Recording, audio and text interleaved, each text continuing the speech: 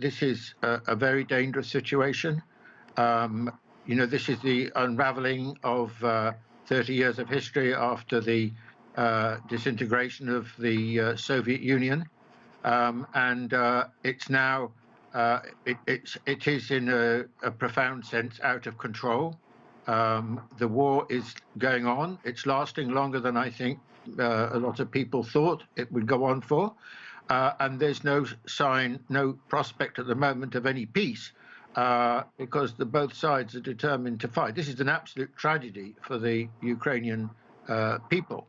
I think that, of course, one of the questions in relationship to this, I personally don't agree with what Russia did in terms of its use of military action, but it obviously felt deeply pressed by the way in which NATO expansion had proceeded more or less to the Russian border over a long period, encouraged by the United States and to a lesser extent other European countries.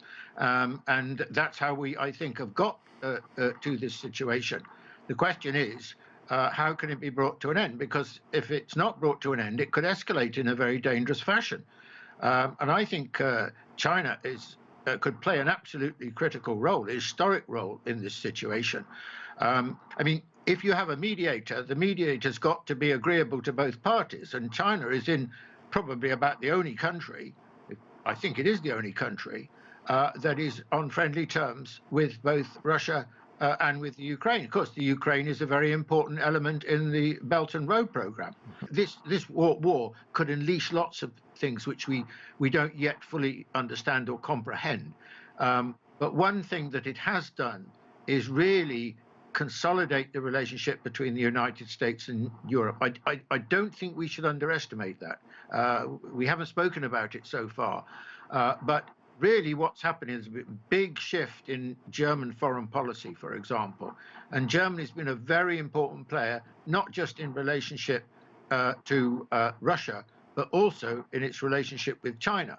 Let me just throw in another one while we're talking about this, and that is, I mean, the economic impact of this war on Europe, because of the huge increase in commodity prices and the cost of sanctions and so on. I mean, you know, the economic situation in my own country, Britain, we're facing a big rise in the cost of living, something we haven't seen on this scale for a very long time.